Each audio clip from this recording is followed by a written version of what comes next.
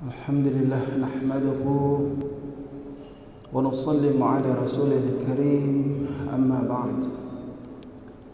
Hadirin jemaah yang mulia, tanda Allah subhanahu wa ta'ala cinta kepada seorang hamba ini, yaitu Allah pahamkan padanya ini agama. Kita sebagai orang yang beriman harus berusaha mencari tahu apa sih tanda-tanda Allah cinta kepada kita.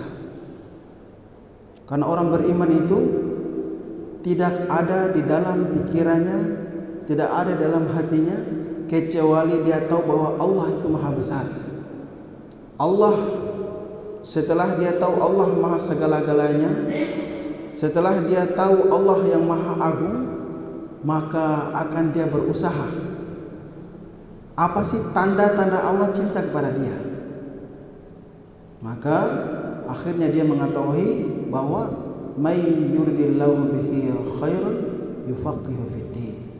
Barang siapa yang Allah Subhanahu wa taala pahamkan padanya ini kebaikan, maka Allah pahamkan padanya agama. Barang siapa yang Allah kehendaki padanya ini kebaikan, maka Allah akan pahamkan padanya agama. Ya, ada orang mengira dia punya harta banyak, pangkatnya tinggi, kedudukannya tinggi, dia merasa bahwa dia dicintai oleh Allah Subhanahu wa taala. Padahal orang yang taat, orang yang kufur, orang yang ingkar kepada Allah, Allah berikan semua itu, harta, pangkat, jabatan. Tapi orang-orang yang taat kepada Allah hanyalah orang-orang yang khusus, hanyalah orang-orang yang dicintai oleh Allah Subhanahu wa taala. Maka kami menghimbau, meminta kepada para jamaah yang telah diberi nikmat solat, bisa nikmat duduk dalam majelis ilmu, maka hendaknya dia mengajak yang lain. Bapak yang bertemu dengan kerabatnya, bertemu dengan keluarganya, bertemu dengan rekan bisnisnya, jangan hanya masalah-masalah bisnisnya, masalah keluarganya saja yang dibicarakan, tapi kita selingi dengan ajakan. Mari kita hidup ini cuma sementara. Kita ajak mereka untuk sama-sama merasakan nikmat agama. Ya, jangan kita ini hanya menikmati saja, zikir sendiri, sholat sendiri. Ya, terutama bagaimana kita mengajak teman-teman kita ini untuk duduk dalam majelis ilmu, terutama majelis fikih. Ya, ini penting sekali. Hadirin jemaah yang mulia, kalau berbicara masalah fadilah, itu ada tawar-menawar. Ada yang dapat 1/10, ada yang dapat 1/2, ya. Itu fadilah. Kalau bicara masalah fiqih, tidak ada tawar-menawar, ya. Bapak mau sujud 100 kali, sujud 1000 kali, 1000 rakaat, syarat-syaratnya tidak terpenuhi, maka sholatnya tidak sah. Ya Allah, angkat tangan. Bangun jam 3 malam, sholat sampai subuh, tapi sholatnya tidak diterima. Karena fikih ini dia tidak tawar menawar, ya. Kalau tidak haram, halal. Tidak halal, makruh. Makruh sunnah, mubah, itu saja. Maka hadirin jemaah yang mulia, kita pahamkan dalam diri kita, kemudian kepada teman jemaah kerabat kita, bahwa ilmu fikih adalah penting sekali, ya. Syarat. Berapa kali kami sampaikan Nabi sallallahu alaihi wasallam menyatakan dalam hadis yang sahih diriwayatkan oleh Imam Muslim, la yaqbalullahu salatan bighairi tahur. Allah tidak akan menerima salat kalian, salat kita tanpa bertaharah. Dalam hadis yang lain dikuatkan oleh Syekhina, orang katakan muttafaqun alaih, Bukhari dan Muslim, la yaqbalullahu salata ahadikum idza ahdatha hatta yatawadda. Ya, Allah Subhanahu wa taala tidak akan menerima salat kita ketika kita ini berhadas sampai dia ini berwudu. Nah, kita sekarang masih bahas mengenai taharah, cabang-cabang yang taharah. Pada waktu awal-awal ada wudu, ada mandi, ada tayamum, ada menghilangkan atau mengangkat najis. Nah, sekarang bagian yang ketiga, Wudu sudah, mandi sudah, sekarang bagian yang ketiga adalah tayamum. Ya, lebih khususnya kita akan membahas tentang syarat-syarat bertayamum. Ya. Bismillahirrahmanirrahim. Faslun fit tayamum. Syekh mereka membahas mengenai tayamum, terkhusus adalah syarat-syarat dalam bertayamum. Ya. Wa tayammum lughatan al-qasd wa syar'an isalu turab tahurun liwajhi wal yadayn badalan an wudu'in aw ghuslin. Jadi tayamum secara bahasa itu adalah menyengaja, menuju atau menyengaja. Sedangkan secara istilah menyampaikan turab, debu yang suci, ya, ke wajah dan ke kedua tangan sebagai pengganti daripada wudu, mandi dan perkara-perkara yang wajib kita basuh. Jadi adalah pergantian tayamum secara umum. Apa itu tayamum? Tayamum adalah kita menyampaikan debu ke perkara yang wajib. Yaitu dua, menyampaikan debu kepada wajah dan menyampaikan debu kepada tangan. Tentunya debu yang gunakan adalah debu yang suci. Sebagai apa? Sebagai badalan, pengganti daripada wudu dan mandi. Ya. Atau sebagai pengganti menghilangkan hadas kecil dan hadas besar ketika tidak ada air. Wa syara'itut tayammumi khamsu asya' wa fi ba'd nusukh al-matan khamsu khisal. Ahaduha wujudul uzri bi safarin aw maradin. Ya. Jadi syarat-syarat tayamum itu ada 5. Sebenarnya syarat-syarat tayamum ini banyak. Cuman di sini Syekh beliau membahas itu ada 5 saja. Ya. Yang pertama itu adanya uzur. Uzur itu bahasa apa? Bahasa umum, uzur. Adanya kendala. Ya. Adanya kendala itu seperti safar atau sakit, ya, uzur. Ya. Yang pertama, syarat kita bisa melakukan tayamum yang pertama adanya uzur. Ya, seperti kita lagi safar atau lagi sakit. Dan safar itu dalamnya banyak sekali perkara di dalamnya. Seperti orang safar di padang pasir, ya, atau safar di tengah hutan yang memang tidak ada air di dalamnya. Atau yang kedua adalah sakit, ya, yang apabila dia menyentuh air maka sakitnya tambah parah, ya. Sakit. Pokoknya perkara yang apabila dia menggunakan air maka sakitnya ini tambah parah.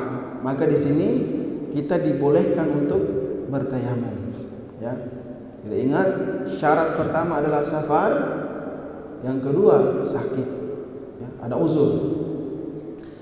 Yang kedua, watsani dukhulul waqti shalat fala yasihhu tayammuma laha qabla dukhulil waqtiha. Yang kedua, masuknya waktu salat, ya. Bapak salat zuhur tidak menemukan air. Akhirnya Bapak tayamumnya jam 11, maka salat zuhurnya tidak sah. Ya. Karena syarat seseorang ini bertayamum manakala dia tidak mendapatkan air atau dia sakit, syaratnya adalah ketika masuk waktu sholat, ya. Ketika masuk waktu sholat baru kita bertayamum, ya. Ini syarat. Jadi syarat ini Bapak jangan anggap seperti sunnah. Syarat itu dia punya kedudukan hampir sama dengan wajib, rukun, ya. Saya mau ngurus bikin ATM, ya, syaratnya harus pakai KTP. Maka Bapak datang ke bank tidak bawa KTP, ID card, maka keperluan kita tidak ditunaikan, ditolak. Berarti syarat ini termasuk perkara yang penting. Maka jika Bapak punya uzur atau punya kendala ketika safar atau sakit, maka hendaknya bertayamum ketika masuk waktu sholat, ya. Ketika azan baru bertayamum. Disiapkan memang, debunya disiapkan. Ya. Nah, ketika masuk waktu sholat baru bertayamum. Dan ingat, satu tayamum hanya untuk satu sholat wajib saja. Ya. Satu tayamum hanya untuk satu sholat wajib saja. Bapak tayamum maghrib, ya, tayamum maghrib, akhirnya saya masih belum batal, nanti saya pakai sholat isya. Nah, ini tidak boleh. Ketika masuk sholat isya, meskipun tidak ada perkara yang membatalkan wudu, bapak tetap bertayamum kembali. Jadi ingat, satu tayamum hanya untuk satu sholat wajib, kecuali sholat sunnah. Ya, bapak sholat isyraq tayamum, kemudian sholat duha dengan tayamum yang isyraq. Nah, itu tidak masalah. Kemudian thumma tsalitsu talabul ma' ba'da dukhulil waqti bi nafsihi aw biman udhina lahu fi talabihi. Ya. Yang syarat yang ketiga adalah kita harus punya usaha mencari air. Ketika masuk waktu sholat, kita punya usaha untuk mencari air. Jangan mengira-ngira yang menggampangkan, ya. Masuk sholat tayamum, jalan safar, dia safar ke Waropeng, tidak ada air, ya, dia tayamum, akhirnya menunjukkan safarnya ke dia langsung tayamum tanpa mencari air. Nah, ini tidak boleh, ya. Kita harus punya usaha. Nah, apakah kita sendiri yang mencari atau dengan bantuan orang lain? Kalau kita safarnya sendiri, maka hendaknya kita punya usaha, memandang ke depan, ke kiri, ke kanan, ke belakang, sejauh mata kita memandang. Nah, kita mengira-ngira dengan usaha kita meyakini betul-betul tidak ada air. Nah, Pak, saya punya air ini, air aqua. Nah, tapi saya haus, maka boleh kita bertayamum. Air ini, perjalanan kita masih panjang. Kalau kita berwudu dengan air ini, maka sampai tujuan kita akan meninggal di tengah jalan. Misalkan, maka meskipun ada air satu botol tidak apa-apa, kita bertayamum karena darurat. Kapan airnya saya pakai untuk berwudu? Nah, saya haus, sedangkan perjalanan masih jauh, masih tandus, tidak ada air sama sekali. Nah, maka yang ketiga, kita harus punya usaha mencari air. Ya, thumma rabi'u, yaitu ta'azzuru isti'mal. Ya, yang keempat adalah uzur juga. Uzur, ada perkara yang menghalangi kita untuk menggapai air, atau ada perkara yang menghalangi kita untuk mendapatkan air. Sudah tiba waktu sholat, di depan kita ada sungai, ya, berarti kita tidak boleh bertayamum karena ada air. Tapi di situ ada singa lagi minum, ada harimau lagi minum, sungainya ada buaya, mulutnya sudah siap menerkam, maka di situ boleh kita bertayamum. Jadi yang keempat ini hampir sama dengan yang pertama, tapi uzurnya itu airnya ada, cuman ada perkara yang menghalangi di situ, ya. Seperti airnya kita lihat, tapi kita harus melewati sesuatu yang berbahaya, jurang atau apa. Maka kita mengira-ngira, kalau apabila saya lewat ini saya akan jatuh, maka hendaknya bertayamum saja, ya. Atau perkara-perkara lain, ya, contoh-contoh lain yang memang apabila kita berwudu dengan air itu, nyawa kita terancam, ya. Maka di sini kita boleh bertayamum.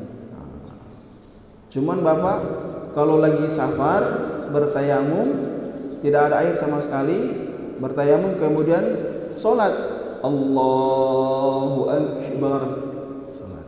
Lagi baca Al-Fatihah, tiba-tiba hujan, maka sholatnya batal. Sholatnya dibatalkan. Lagi baca Al-Fatihah, hujan deras turun, sholatnya hendaknya dibatalkan, ya. Pas lagi sholat, kontainer air lewat,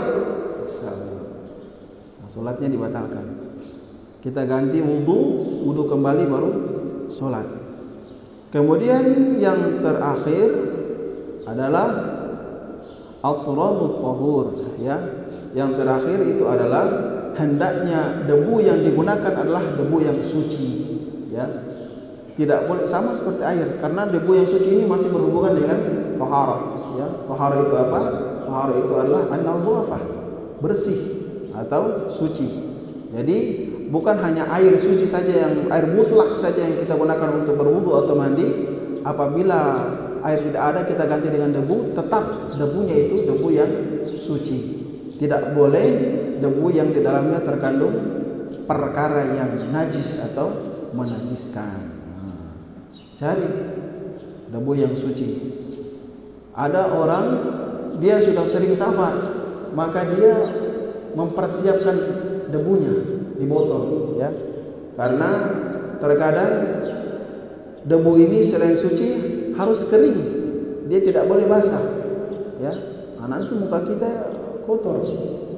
Maka di sini ulama sepakat selain suci debunya harus kering, ya.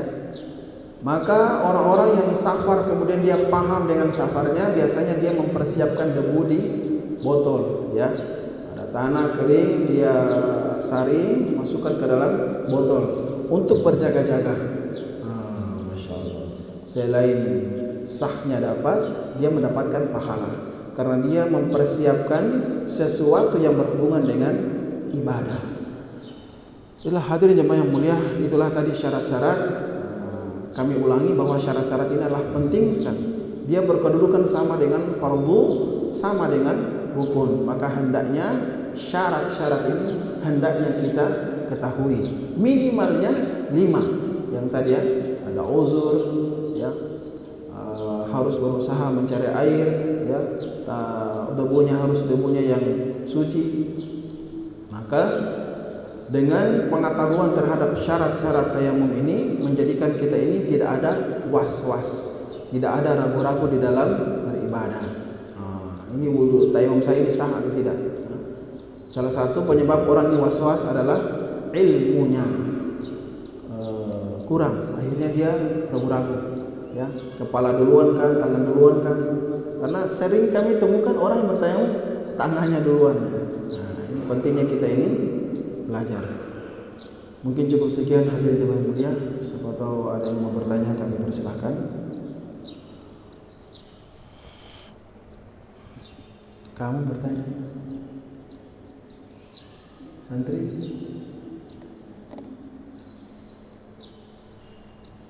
Tidak ada Pak ya? Masya Allah. Insya Allah tayamum ini sangat mudah sekali. Semoga Allah SWT istiqomahkan kita dalam agama. Kita tutup dengan baca doa kepada majelis. Subhanakallahumma wa bihamdika asyhadu an la ilaha illa anta astaghfiruka wa atubu ilaik. Assalamualaikum warahmatullahi wabarakatuh.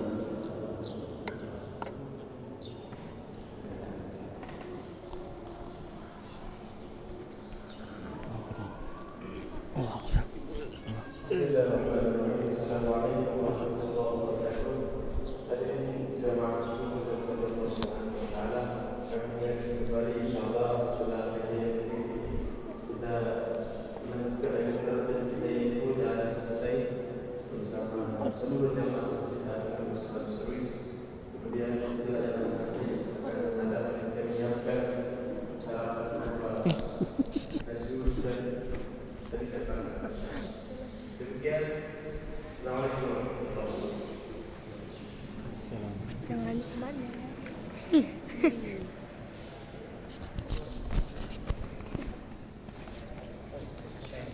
Ibu jalan santai ya.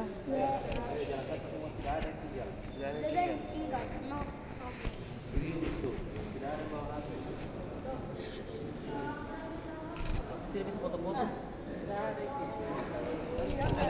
Ada kan?